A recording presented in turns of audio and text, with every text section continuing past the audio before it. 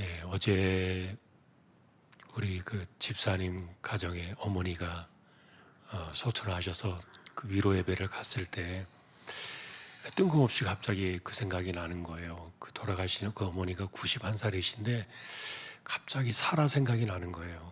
근데 사라가 그 나이에 이삭을 낳았거든요. 그래서 저도 갑자기 말을 하면서 이건 좀 안 맞는 말인 것 같기도 한데 이게 왜 떠올랐을까? 저도 좀 생각이 좀 그런 마음이 들었어요. 어떤 사람은 90살에 아이를 낳았어요. 물론 아브라함 때는 우리하고 많이 다르다, 뭐 그렇게 볼 수도 있고, 그 당시는 다 백수 이상을 사셨기 때문에 확실히 다르죠. 그러나 그 당시에도 이미 사라의 태가 끊어졌다 그랬고, 아이를 가질 수 없는 그런 나이였다 그랬는데 하나님이 하여간 주셨잖아요. 90살, 91살 그 즈음에 이삭을 주셨거든요. 근데 요즘 생각해 보면 뭐 90 넘어서 사는 것이 쉬운 일은 아니에요. 건강하시다 해도 90 그러면은 거의 마지막을 봐야 되죠. 그래서 그러면 이제 이 시대에는 우리가 더 많은 죄를 짊어지고 가는 세상인가? 죄값을 더 많이 치러야 되는 그런 세상인가? 뭐 그런 생각도 해볼 수 있겠지만, 그러나 중요한 것은 우리가 육신을 가지고 살아가는 것은 그렇게 별로 중요하지 않아요. 뭐 장래 이야기를 꺼내다 보니까 과거에는 저도 그런 생각이 있었어요. 그 사람이 살았을 때를 한번 보자. 그 사람이 살았을 때를 말해주는 게 마지막 장례가 아닐까? 저는 그런 생각도 가져본 적이 있어요. 예를 들면은 정말 장례식에 아무도 오지 않아요. 사람들이 찾지 않아요. 그랬을 때 저 사람이 과연 어떻게 살았나? 도대체 인생을 어떻게 살았길래 찾는 이가 없나? 왜 저렇게 쓸쓸하게 가야 하나? 뭐 그런 생각도 해봤어요. 그래서 장례는 내가 살아있을 때 인생을 말해주는 마침표가 아닌가. 뭐 그런 생각도 해본 적이 있어요. 그러나 그것이 꼭 맞지는 않더라고요. 왜냐하면은 우리가 굳이 예수님을 이렇게 비교하면은 조금 죄스러운 마음도 있지만, 그러나 어쨌든 주님께서 십자가에 십자가의 목숨을 들이셨을 때 예수님의 그 죽음을 앞에 두고 모여든 사람들은 불과 손가락으로 꼽을 정도로 몇 명 안 돼요. 뭐 그것을 갖다가 좀 이렇게 비유하기는 좀 그렇습니다. 우리가 또 바울에게도 가서 봐도 바울이 죽었을 때 목이 잘렸다 그랬잖아요. 그 마치 여러분 그 정육점에 지금 그런 칼 쓰는지 모르겠습니다. 이렇게 네모나게 이렇게 돼가지고 큰 칼이 있는 거 혹시 여러분 보셨어요? 굉장히 무게가 있어가지고 도끼 같은 네모난 큰 칼, 이걸로 이렇게 딱 뼈를 내리칠 때 딱 뼈가 부서질 정도로 잘라나가는 그런 칼. 그보다 좀 더 큰 칼이에요. 그렇게 비슷하게 생긴 그보다 좀 더 큰 칼로 바울을 이렇게 목을 돌 위에 올려놓고 단번에 내리쳤던 칼이에요.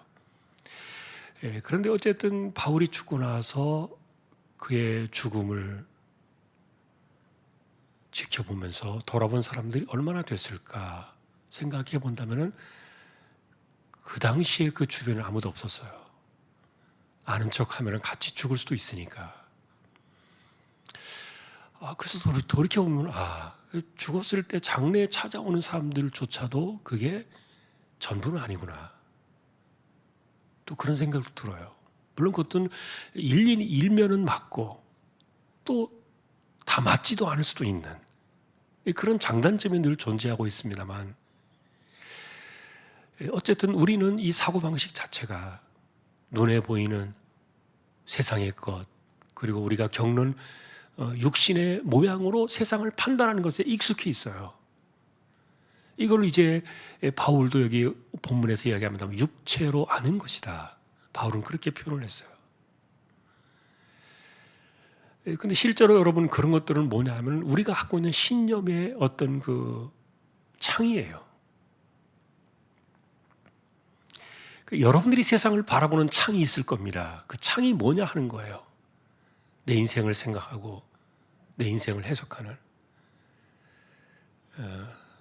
나의 옳고 그름, 나의 모든 것들을 판단해 주는 그 창이 뭐냐, 인생의 창이. 근데 대부분 그 사람들이 갖고 있는 인생의 창은 보통 우리가 갖고 있는 신념, 그렇게 말할 수 있을 거예요.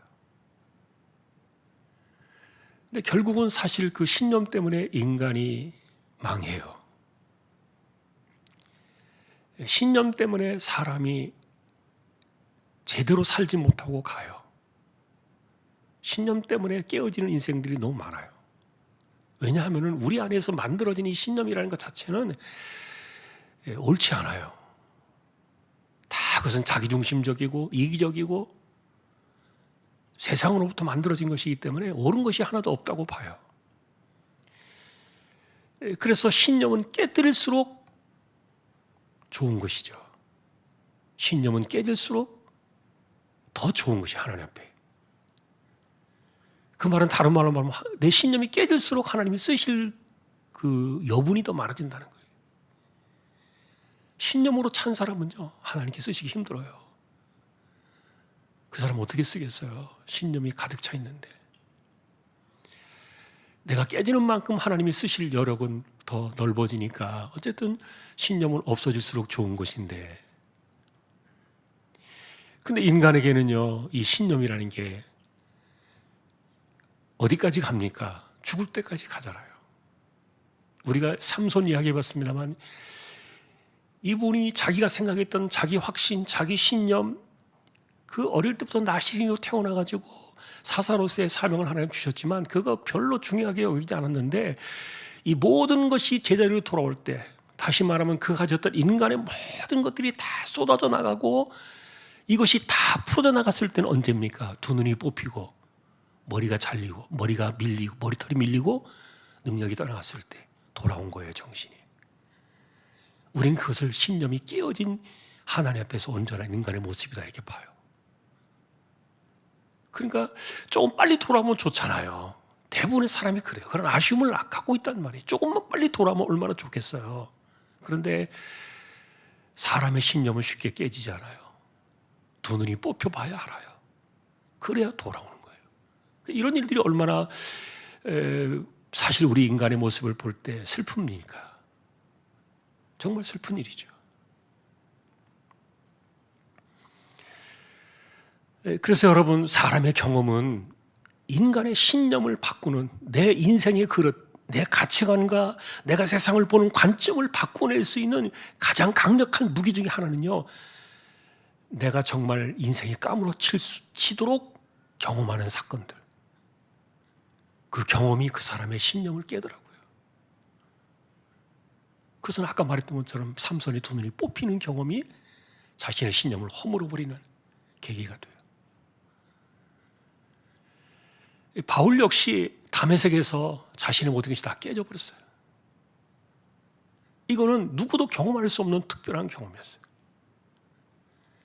그 강력한 경험이 바울의 신념을 다 깨버린 거예요.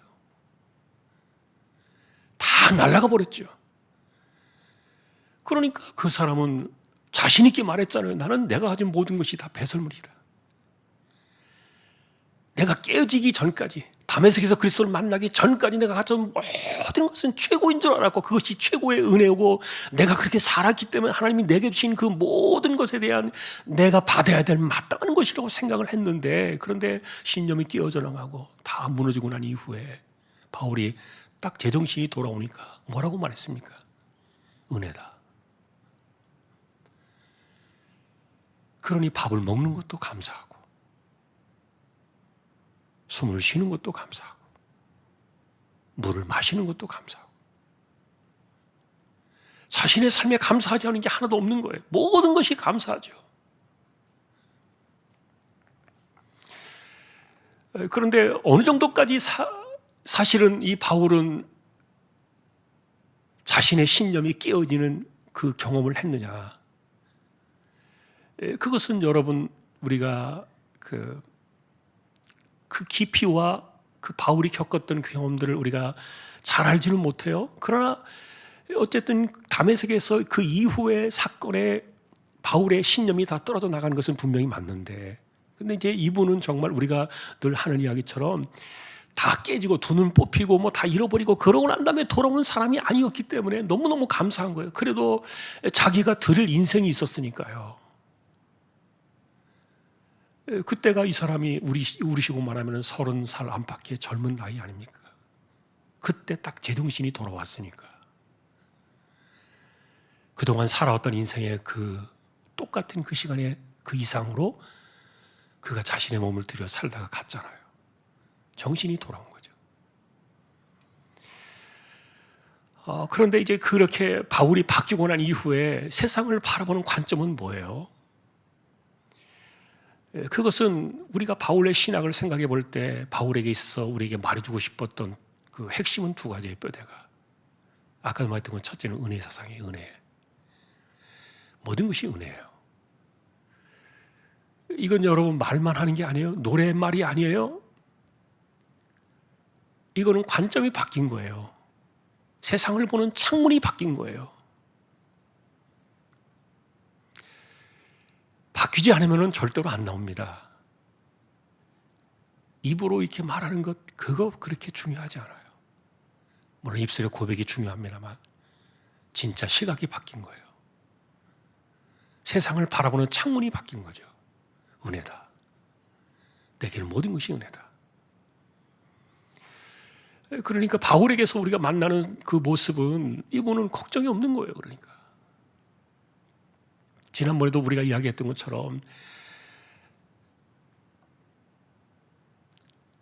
만일에 하나님께서 자신의 몸에 가시를 빼어주지 않으셔가지고 그 고쳐달라고 기도했을 때, 하여간 여러분이 이렇게 생각해 볼 때 거절했다는 이 사건은요, 두고두고 참 우리에게 이렇게 목에 가시처럼 걸리는 그런 주제 아닙니까?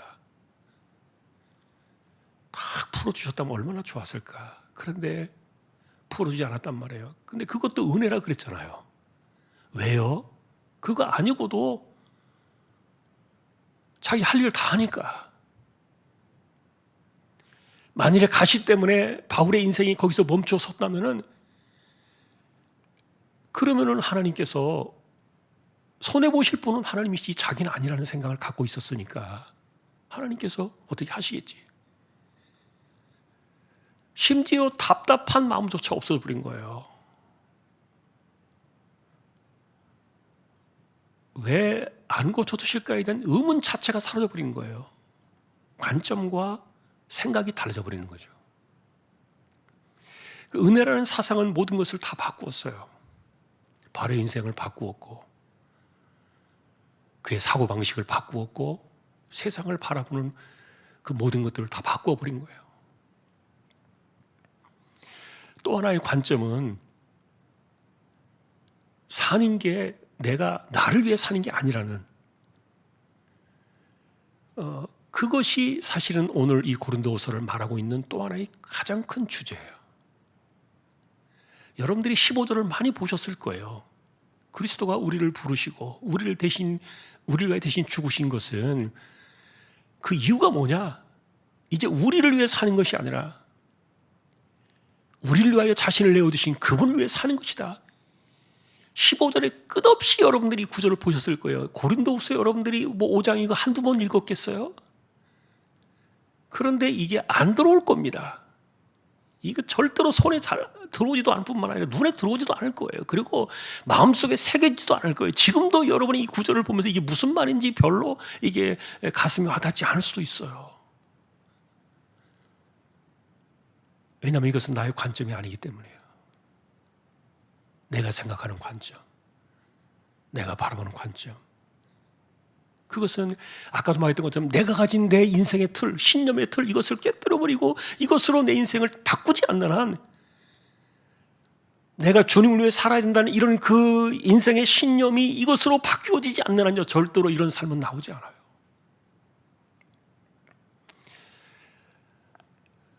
예전에도 우리가 그런 이야기를 했습니다만 방향이에요. 인생은.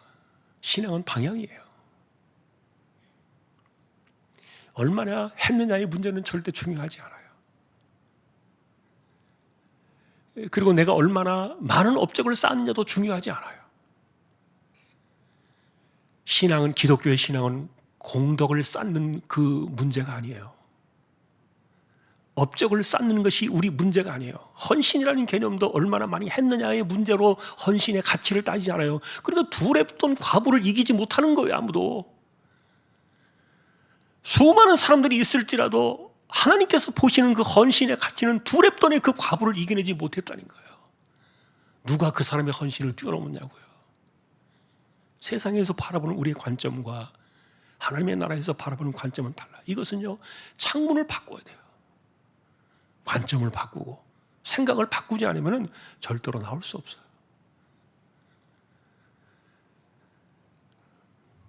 그러니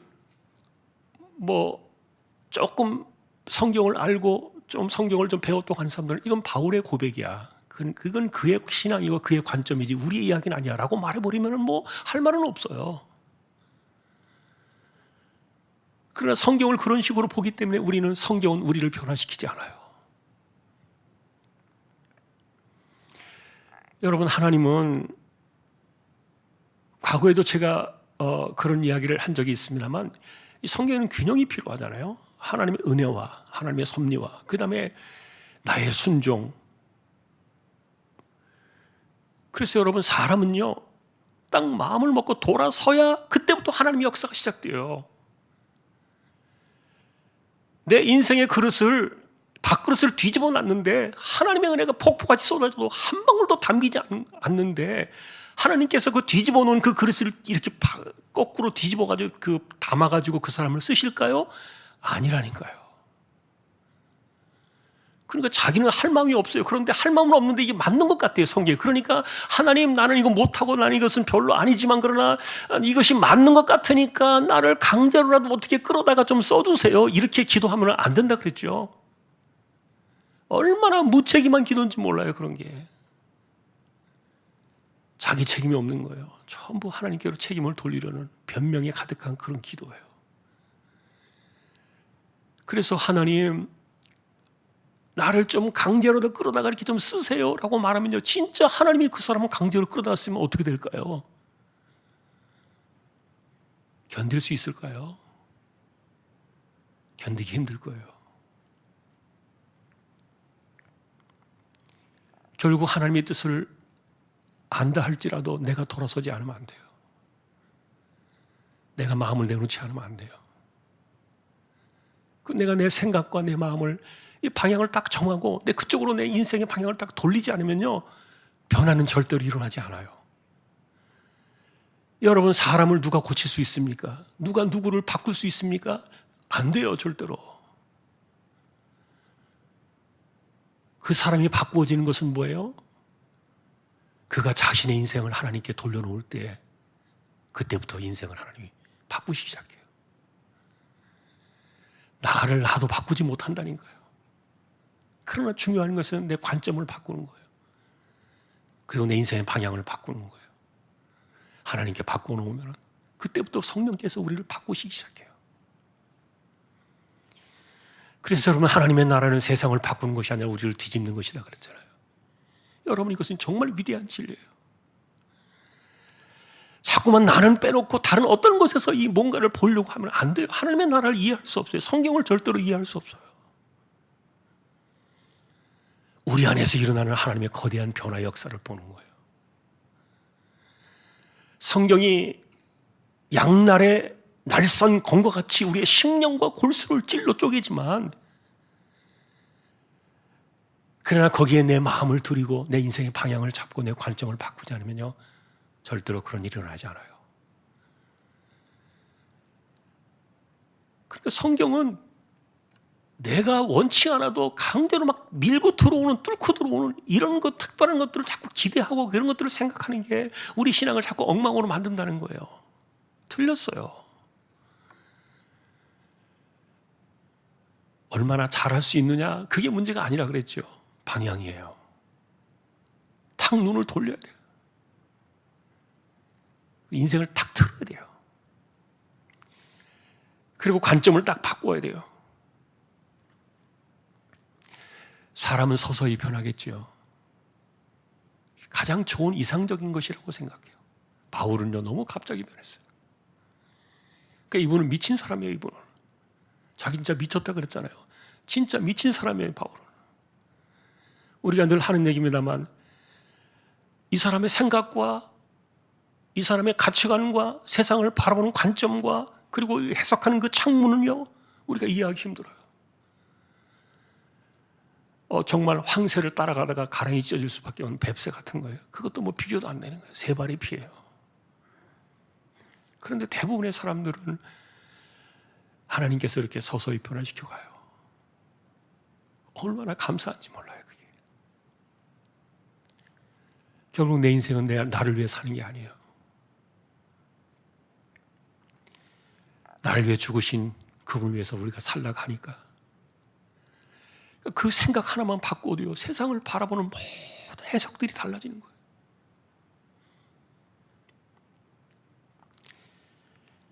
어떤 사람의 이야기를 들었어요.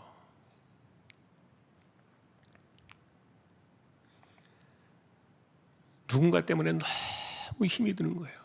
사람 때문에. 사실 여러분, 사람 때문에 힘들잖아요.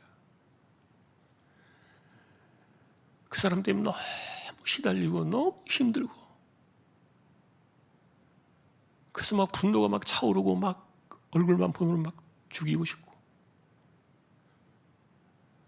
뭔가 어떻게 막 하지 않으면 안 될 정도로 막 이렇게 막 너무너무 모든 것이 차여있던 사람인데,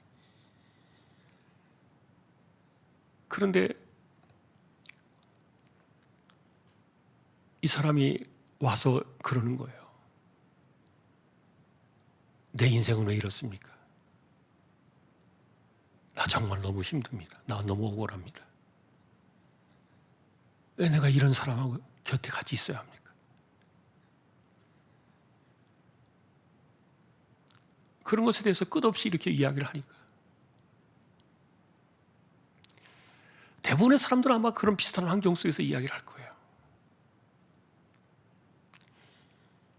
그런데 그 상황을 어쨌든 그가 참아내고 있다는 것이 굉장히 위대한 일이었어요.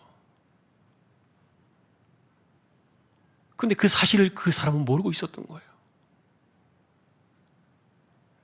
어쨌든 자신의 마음속에 있었던 그 모든 것들을 참지 못해서 늘 힘들어하고 자기가 죽을 것 같고 이런 세월을 보내고 있지만, 그러나 사실 그 사람은 참고 있었던 그 시간에 대해서 그것이 신앙이었다는 것을 그는 알지 못했어요. 이것이 주님께서 원하시는 길이었구나. 칼을 휘둘러서 뭔가를 해버리면 시원하겠지만, 그걸 참고 견디면서 그것이 내가 성경을 따르고 성경을 지키기 위해서 사는 방식이었구나. 근데 여러분, 그렇게 살아도 억울하지 않아요. 자기만 불쌍한 거 아니에요. 수많은 기독교인들이 그렇게 살아요, 다. 진짜 믿음의 사람들은 그렇게 산다니까요. 똑같이 붙어가지고 뭔가를 일을 내고 들이받고 그렇게 사는 것은 세상의 모습이지만, 그러나 대부분의 사람들이 그 사람처럼 그렇게 살고 있어요. 그런데 자신의 모습에 대해서 해석하는 방식이 틀렸던 거예요. 그분 정말 잘하고 있는 거예요.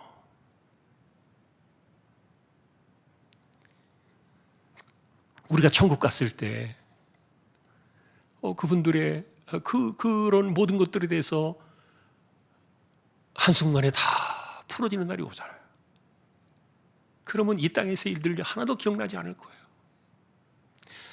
다 그것은 정말 뭐 지나간 추억, 이런 개념이 아니에요. 그냥 그것과는 비교할 수 없는,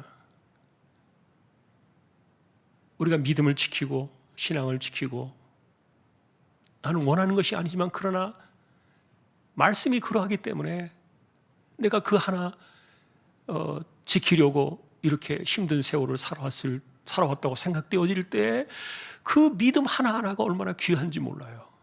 그 마음 하나하나가 얼마나 중요한지 몰라요. 내가 살아가는 삶의 방식에 대해서 내가 믿음을 지키고 성경을 지키고 그 말씀이 나를 붙들기 때문에 내가 그것을 지키며 살아간다는 그것이 얼마나 위대한 것인지 몰라요. 너무너무 위대한 거예요. 그런데 그렇게 살면서도 자기 자신을 자꾸 자책하니까 그거를 바꾸면 돼요.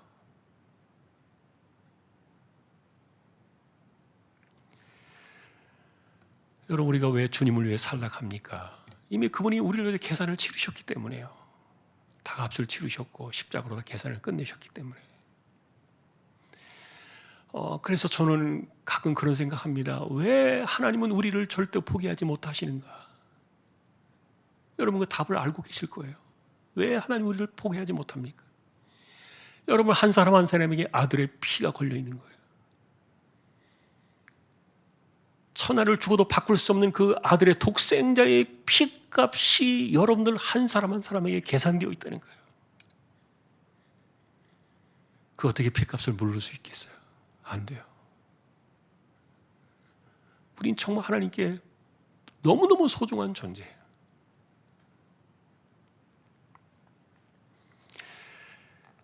자, 오늘 우리가 15절의 이야기를 하면서 바울을 생각하면서 우리 관점에 대한 이야기를 좀 했어요. 생각을 바꿔야 돼요. 그러면 세상이 다르게 보일 거예요. 주님의 관점으로, 주님을 위한 마음으로 우리의 시선을 바꾸고 방향을 바꾸고, 그래서 내가 깨어지는 만큼 내 신앙은 깊어져요. 참 이것은 세상에 가는 길이 아니니까. 그래서 사람들이 바라볼 때 미쳤다 그럴 거예요. 진짜 미쳐야 돼요. 그런데 그리스도의 사랑이 나를 강권하신다 그랬잖아요. 그것이 진짜 복음에 미친 사람, 그리고 정말 이 구원의 은혜를 아는 사람들의 삶이겠죠. 자, 우리는 깊이 들어갈 수 있기를 원합니다. 자꾸만 그 안으로 들어가야 돼요. 수박 거달기식으로 말씀을 이렇게 흩어 지나가는 사람이 아니라 말씀이 던져질 때마다 그 말씀을 바라보는 거예요. 그것은 인생의 방향이에요. 내 인생 방향을 트는 거예요. 틀을 때 정말 조금만 틀어도 많이 달라질 거예요. 조금만 틀어도. 그냥 바울처럼 많이 막 뒤집어질 것처럼 틀라는 것을 요구하는 것은 아니에요. 조금만 틀어도. 주님 우리 안에서 그렇게 역사하실 겁니다. 그게 신앙의 길이고 우리가 가는 길임을 우리가 생각하면서요. 고난주간에 오늘 특별히 금요일 고난의 이날 주님이 십자가에 죽으셨는데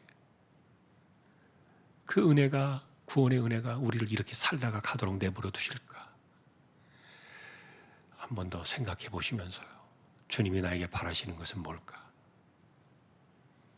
아들의 피값으로 하나님 우리에게 원하시는 것이 뭘까? 한 번 더 우리가 하나님께로 인생의 방향을 놓고 그리스도를 위해 살아야 되겠구나. 그게 내 인생이구나.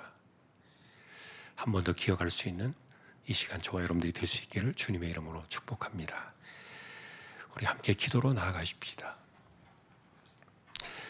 예, 올해 사실 임시공동회 지난 3년 전에 있었습니다만 듣기로는 지난번에 막 떨어져가지고 상처가 돼서 펑펑 운 분도 계셨다고 그러고, 그럼 어떻게 하겠어요? 아무 말도 할 수가 없어요. 그건 다 자기가 이겨야 되고 자기가 극복해야 되고, 근데 또 어쩔 수 없어요. 또 그것은 또 우리가 어떻게 마음대로 안 돼요. 그래서 하여간 하나님께서 하시는 일들이 우리가 정말 어떤 것인지 기쁨으로 받고 기쁨으로 순종하고 그렇게 됐으면 좋겠다. 여러분 공동회에서 기도해 주시고요. 특별히 우리 가운데 아픈 분들, 또 연약한 이들, 가난한 사람들 하나님께 돌아봐 주시도록, 조금 시간이 좀 오바가 됐습니다만 한 5분 정도 더 기도하고 제가 마침 시간에 나와서 축도로 마치도록 하겠습니다. 우리 기도로 나가겠습니다.